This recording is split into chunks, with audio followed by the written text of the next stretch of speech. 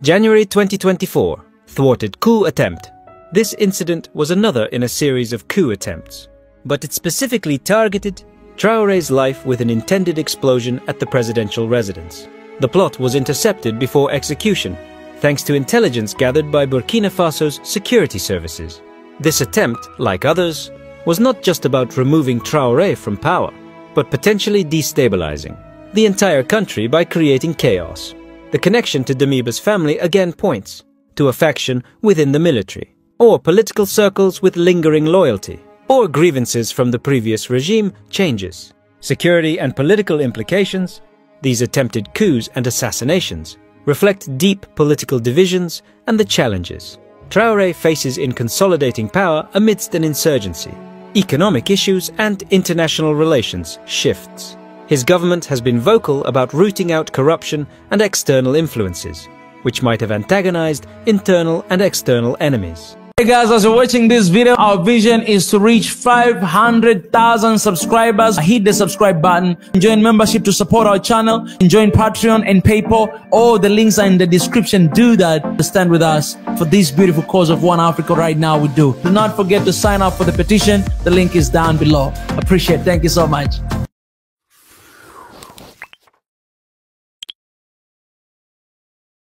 In 2025, reports emerged that Ibrahim Traoré, the president of Burkina Faso, survived an assassination attempt.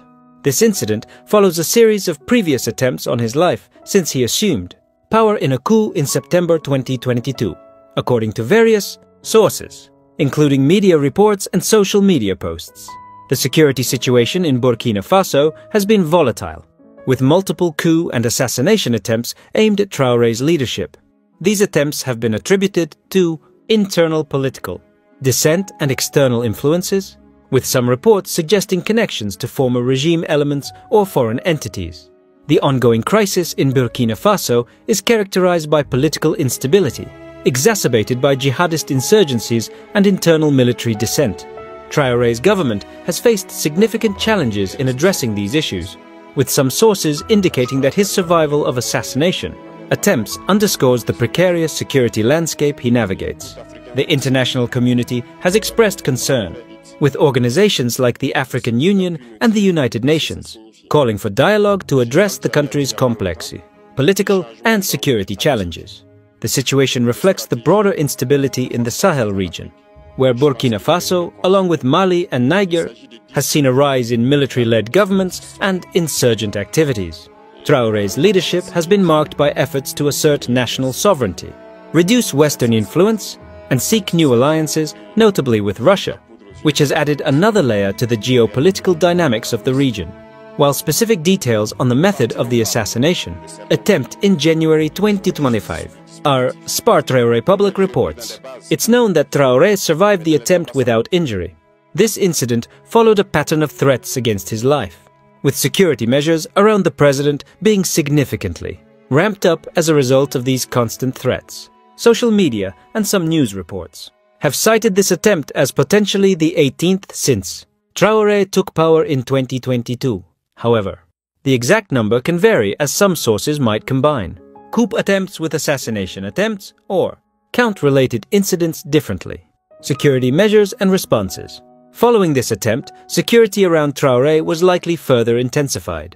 Previous reports from 2024 indicate that after assassination attempts, Traoré's security had already been significantly bolstered, including the arrest of several individuals linked to previous plots. This includes military personnel and civilians suspected of plotting against the government. Political and security context.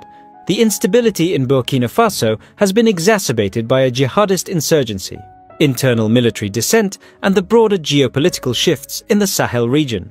Traoré's administration has moved away from traditional Western allies, particularly France, and has sought closer ties with Russia, which has led to speculation about foreign involvement in these attempts. The government has accused various parties, including remnants of the previous regime and foreign-backed elements, of trying to destabilize the new leadership. Public and international reaction. On platforms like X, there is a range of reactions from support for Traoré's nationalist policies to concerns about the country's stability and the safety of its leadership. Some posts suggest that these attempts are part of a broader strategy by external forces to influence or destabilize Burkina Faso's government. October 2024 attempt. This attempt was reported as the 18th since Traoré took office, highlighting the ongoing threats to his leadership. The plot involved a bombing at the presidential residence in Ouagadougou. The attempt was thwarted by security forces' prompt response, preventing any harm to Traoré, but potentially causing minor injuries or damages not specified in reports. This incident underscores the persistent security challenges within the country's capital and the constant threat against the president's life. January 2024 attempt during Africa Cup of Nations. This plot was particularly audacious, aiming to exploit the distraction of a major international sports event. The conspiracy involved detonating a bomb at Traoré's residence during the Africa Cup of Nations match, which could have not only targeted the president, but also caused a significant national and international incident due to its timing. Burkina Faso's intelligence services intercepted communications related to the plot, leading to arrests. The involvement of Damiba's uncle was noted, suggesting internal political feuds continuing from the previous coup dynamics. This event was significant for showing the lengths to which adversaries would go, leveraging national pride events for political violence. January 2024 thwarted coup attempt. This incident was another in a series of coup attempts, but it specifically targeted Traoré's life with an intended explosion at the presidential residence. The plot was intercepted before execution, thanks to intelligence gathered by Burkina Faso's security services. This attempt, like others, was not just about removing Traoré from power, but potentially destabilizing the entire country by creating chaos. The connection to Damiba's family again points to a faction within the military, or political circles with lingering loyalty, or grievances from the previous regime changes. Security and political implications. These attempted coups and assassinations reflect deep political divisions and the challenges Traoré faces in consolidating power amidst an insurgency, economic issues and international relations shifts. His government has been vocal about rooting out corruption and external influences, which might have antagonized internal and external enemies. The repeated foiling of these plots shows a relatively effective, albeit stretched, security apparatus. However, it also highlights the continuous threat to stability and the personal safety of Traoré, necessitating ongoing vigilance and international attention to Burkina Faso's situation. Another attempted coup has been prevented in Burkina Faso, in which an assassination attempt on Burkinabe leader Ibrahim Traoré was thwarted. The Cactus media outlet reported. According to the media source, the uncle of the former interim Burkinabe president, Lieutenant Colonel Paul-Henri Sandaogo Damiba, who himself had led a coup in 2022, was behind the assassination attempt. The plotters planned to stage an explosion inside the presidential residence, Cactus said.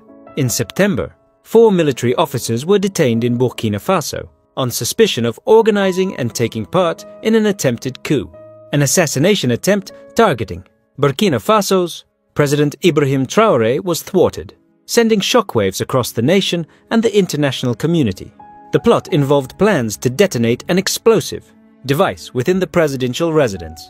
Reports indicate that the conspiracy was orchestrated by the uncle of former interim President Lieutenant Colonel Paul-Henri Sandaogo Damiba, who himself led a coup in 2022. The swift action of security forces prevented the attack, ensuring President Traoré's safety.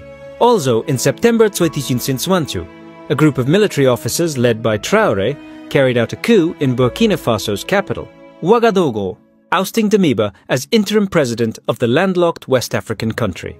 The military officers who seized power also announced the dissolution of the government and the suspension of the constitution and all political activity.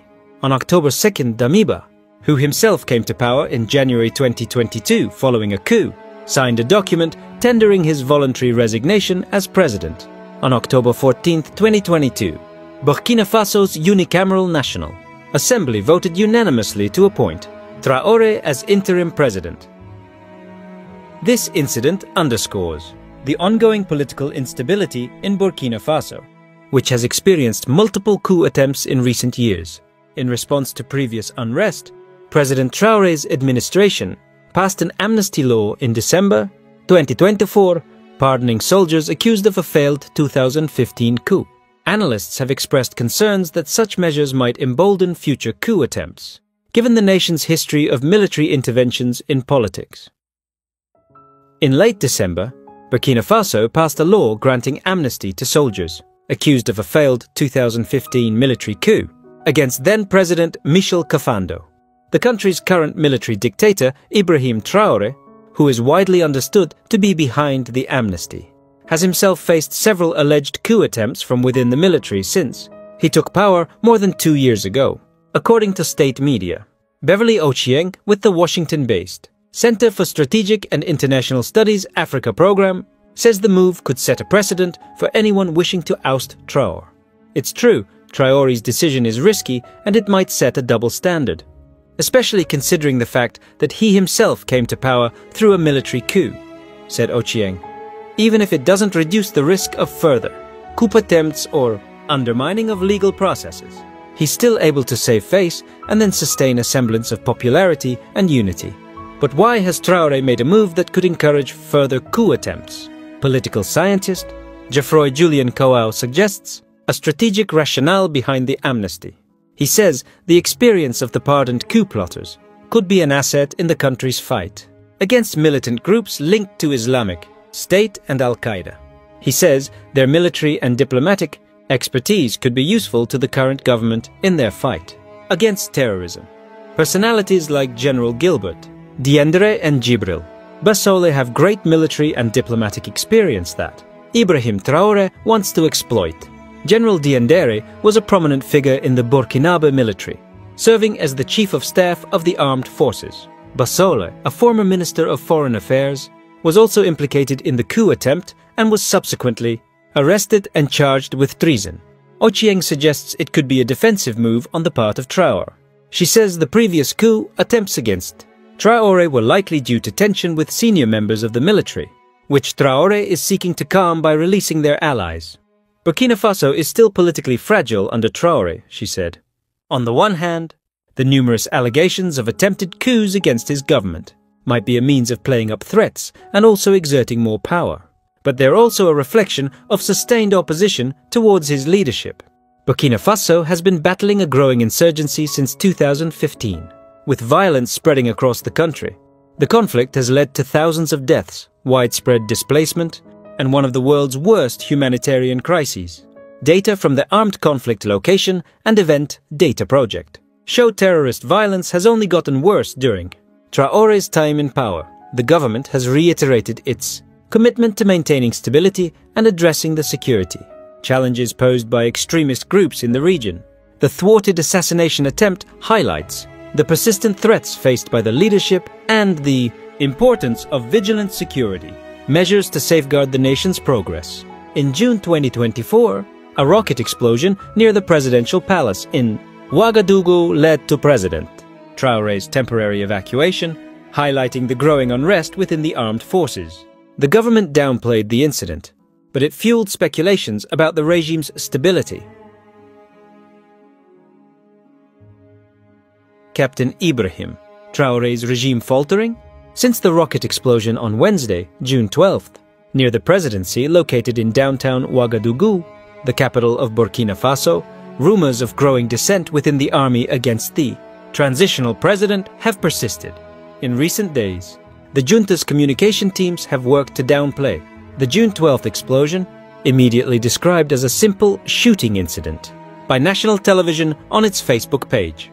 The projectile unfortunately landed within the national television compound, causing 2 minor injuries quickly treated by the Presidential Health Service. The state media emphasized, while just a few meters away, Captain Traoré was evacuated from the ongoing cabinet meeting held at the presidency. Following this, the Army Chief of Staff ordered a general alert of all detachments, according to an internal message leaked on social media.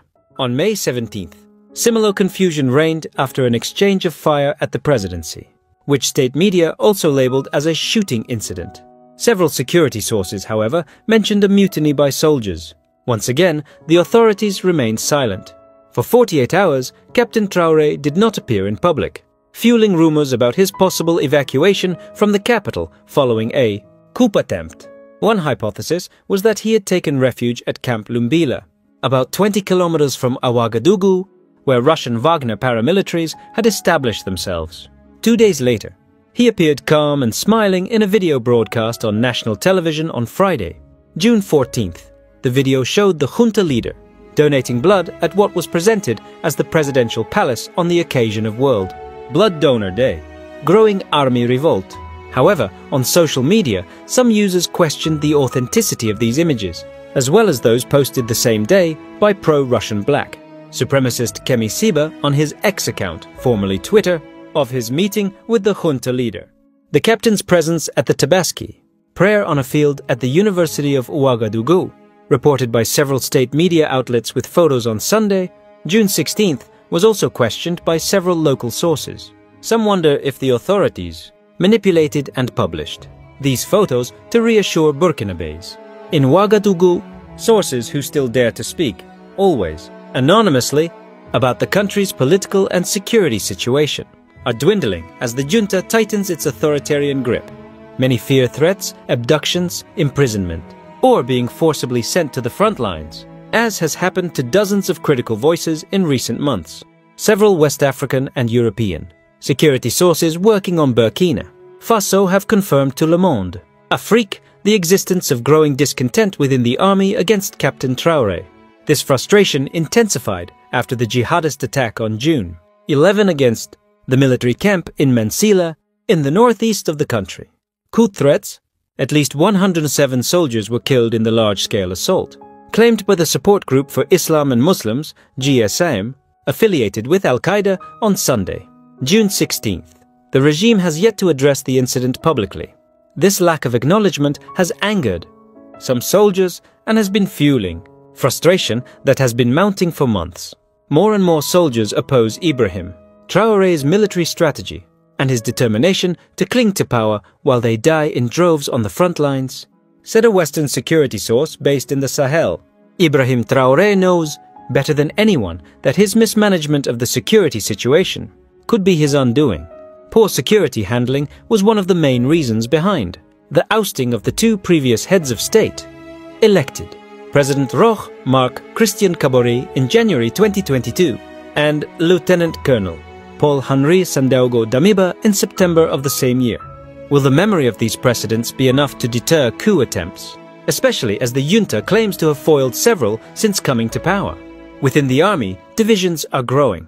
In recent months, several Sahelian security and humanitarian sources have reported that Traoré's methods enforced disappearances of dissenting officers, nepotistic management of state apparatus, widespread abuses against civilians during counter-terrorism operations, and reliance on Russian paramilitaries are increasingly unpopular within the army. On Saturday, June 15th, and Sunday, June 16th, 3 successive landings of a Russian Ilyushin Il-76 aircraft from Gao, a city in northern Mali where Russian mercenaries are also deployed, added to the tense and uncertain atmosphere. According to flight tracking specialists who reported the rotations on social media, the same Ilyushin Il-76 had previously transported Wagner mercenaries in Africa, while a first group of about 100 Russian paramilitaries arrived in Ouagadougou in late January. Several international security and humanitarian sources now fear that the junta is seeking to reinforce its own protection against potential coup attempts from within its ranks. Further complicating the situation, Russian paramilitary groups such as the Bear Brigade were deployed to Burkina Faso in 2024 to support the junta. However, by August 2024, the Bear Brigade withdrew to address conflicts elsewhere, leaving questions about the regime's security arrangements. Russian paramilitaries from the Bear Brigade leave Burkina Faso.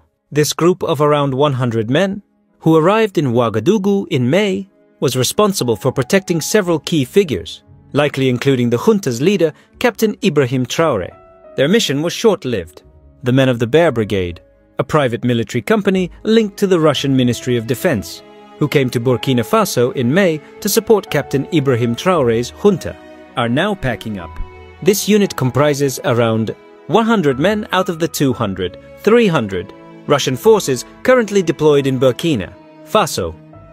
The official reason for their departure, just 3 months after their arrival, is to take part in the Russian defense effort against the offensive, launched by the Ukrainian army in the Kursk region on August 8 ounce 6, when contacted by Le Monde on August 22 via the encrypted messaging service Telegram.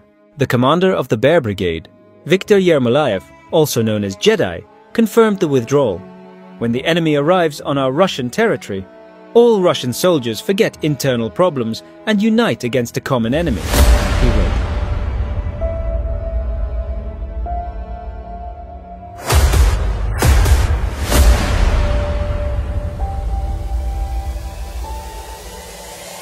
This is the journey to one Africa.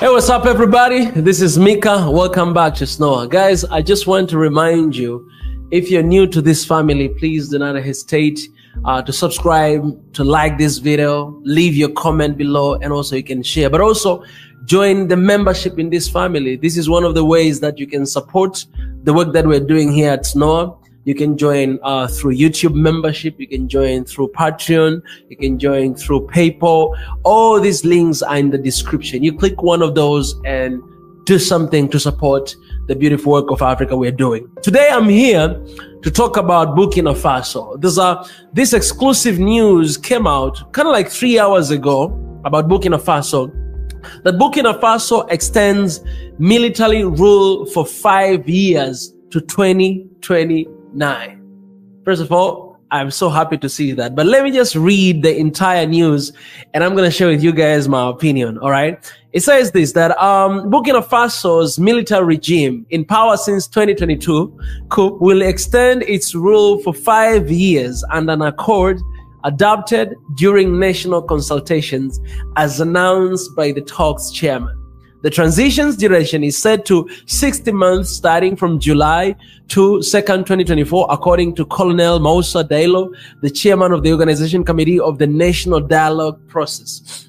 And there's some other stuff here, how what significant international relation change has occurred under Burkina Faso. I don't want to go to those details because I want to tell you one thing, guys. If you do not know anything about Burkina Faso, I want to ask you guys to go back to our previous videos and watch. The last videos I released about Burkina Faso, it was about the president of Burkina Faso, Captain Ibrahim Traoré, salute, and what he has done in the range of only 1 year, because it's been in a regime right now, I think, for 1 year and 6 months or 5 months, something like that. But within that short period of time, what he did for his people is unimaginable. You cannot explain or compare to anybody else in the continent. Not only that, but also, you know, within the period of 1 year, there've been attempts to take him down more than 3 times. Why? Because he's standing there to represent his people. We have seen him kicking away France out of Burkina Faso. We have seen him building or starting this new industry of minerals and gold, producing direct from Burkina Faso. We have seen him turning to seek for collaboration and partnership with Russia instead of France, because for so long time these countries have not been independent, fully independent. They have been depending on France. And not only that, but France have been taking advantage of these countries. So when you see somebody like Ibrahim Traoré, even when he came to regime, man, he actually took over another government. There was another junta who like overthrown the government, and him, another military who came and overthrown the government. But I think the entire continent of Africa and the people of Burkina Faso, they love this guy, because a lot of us, we compare him with Captain Thomas Sankara, who said, whoever feeds you controls you, because of the moves that he did and what he's doing right now. You know, after he came, He changed even the uniform. So today in Burkina Faso, students, they're having traditional attire like this, going to school, right? They're not wearing whatever like Western standard uniform. No, you know, he's taking care of food, he's taking care of infrastructure, he's taking care of the mineral sector, kicking away those people who have been taking advantage of. He has done a lot of things, guys, and I don't want to talk about them because I've already released a video that is more than 20 minutes only talking about what he has done to Burkina Faso. So for me personally, looking at this news that this military regime, they are extending it to 5 years. First of all, what comes to my mind is this. There's the changes that have been happening to the country. I don't see the reason why Ibrahim Traoré should not continue to lead the country of Burkina Faso. Because the people of Africa, we don't want anything like, we don't want a miracle. It's not about skyrocketing science. No, it's simple. We just want our lives to be better. Not only that, we want to see something being done in our country. We want to see leaders doing their part. We want to see them being accountable with the power that we have given them. But most of them, we give them power, and then when they get to the regime, they forget that we are actually the boss that are calling shots. And they start mismanaging and misusing the resources and the money in our country. I remember the president of Tanzania, late President Magufuli, he said this one thing, that he said, Tanzania is rich. But what I've realized for the past 20 years working for this country, I've realized that there have been mismanagement and misuse of the public money. As a result, the country has not been moving forward. We've been going backward.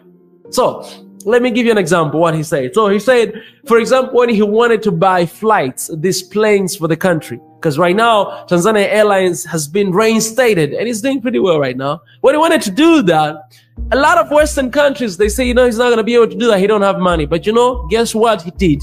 He actually bought 7 flights for the first time with the cash, not from anywhere from the country. Where did he get that money?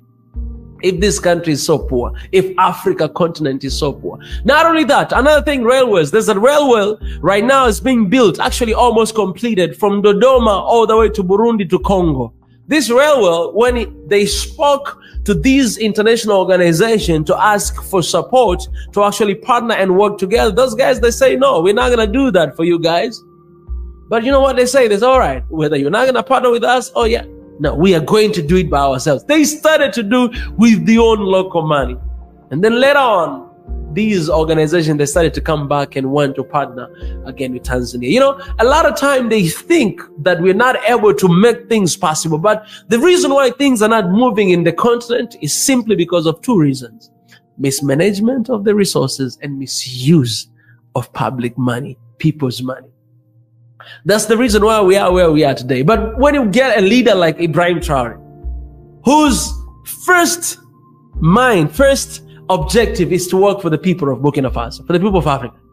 And this is the youngest president in Africa, by the way, guys, only 35 years of age. 30, guys, he's actually just 4 years older than me. Can you imagine?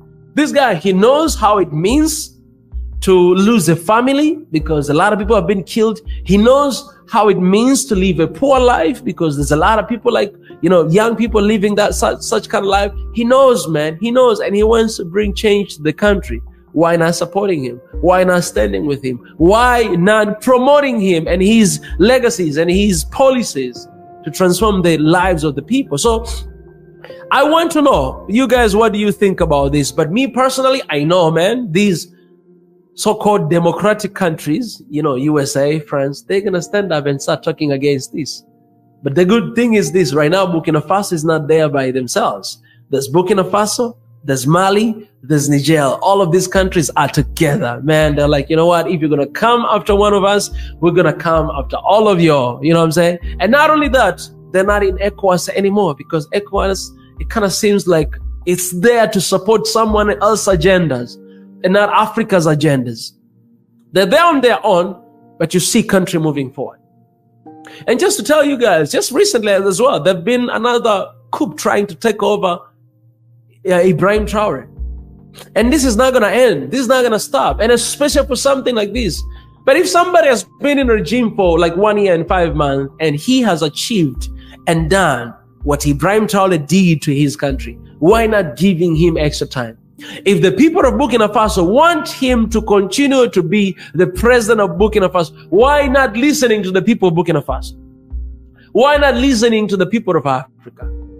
Why we always want to hold our standards based on Western standards? You know, when you talk about democracy, it's about them, but it's not really about us. No, we should have our own system. We should have our own ways. We should have our own targeted and dreams, things that they can actually work for us, not for them. You know, I shared with you guys that I'm actually writing my book, and one of the pages I wrote this, that, you know, a lot of people, they think Africa is less developing country, and there's actually developed countries, which in fact all of us are developing country. That's the first thing. But second, you cannot measure the level of development of Africa based on Western standard, because what is development to them is not development to us. You understand what I mean? So you cannot measure. You cannot. I don't see the way to measure that this country is developed, this country is... No, I don't see that way to measure. If you're developed, then why are you exploiting us to develop yourself? No, because you are not yet developed, but you are in the process of developing yourself. So there's kind of like three different phases, right? There's the countries that are developing. There's a country that are in the middle developing. There's a country that are highly developing, but they all seek the opportunity to develop themselves, because if they stop extracting the minerals from Congo using for iPhones and other phones in their countries, then they're not going to be able to develop as they intended to. So the only way for them to move from where they are to go to another better position is by exploiting Africa, because this is where resources are. This is where natural resources are. Actually, Congo is the richest country in the world, having natural resources that are yet to be used, just down there in the ground. And that's why you see what is happening in Congo. Everything. It's not about the civil war. You know, they try to paint the people of Congo to see like these are people who are killing each other. They don't love one another. No. It's not about that, man. Every single war that is happening in the continent, in the world right now, it's based on money. It is money. I'll tell you the truth, man. It is money. It is all about money. It's about economics. Okay, slavery, it was about economy. It's about money. That's where the concept of that came from. Today, you know, colonialism was about money. Neo-colonialism today, it's about money. The pandemic that you just went through, it is about money. All right. The wars that are happening, it's about money. Every single thing is about money. I mean, they'll make you sick, and then they'll come up with the cure. They will force you to drink to use that cure. And, you know, it's just money. They will start a war. You buy this weapon or all these trucks. It's about money. Two sectors in the world that are making a lot of money are medical and also these whatever, security, whatever. Medical is because of the medicine. They have to sell it. So one of the things that I heard, it's very scary. That's why I always encourage our people that we must eat what we produce, because in this world, there's both options. There's a cheaper option and a more expensive option. Most of the cheaper options are not safe, are not good for your health. But also they give you an option for medicine. So you can buy it, you can eat it, whatever that you eat from the US, whatever, you can eat it, but just know that you're going to need to treat you one time along the way. So please, Africa, if Burkina Faso are standing up, they want to stand by themselves until 2029. I support that with everything I got. I support it because this guy is working for his people and nothing else. So guys, please let me know. I know I've been all over the place and I wanted to give you a mix of everything that is happening, but shout out to Burkina Faso, shout out to Africa, and you guys please let me know in the comment section, what do you think about this? What do you really think about this? What are your opinion? What are your thoughts? I'm gonna be so proud, guys, to go ahead and to read your comments. I appreciate you guys. Don't forget to sign up for membership. Don't forget to like if you like this video. Don't forget to share. Don't forget to subscribe. Help us to reach as many people as we can. God bless you. See you next time.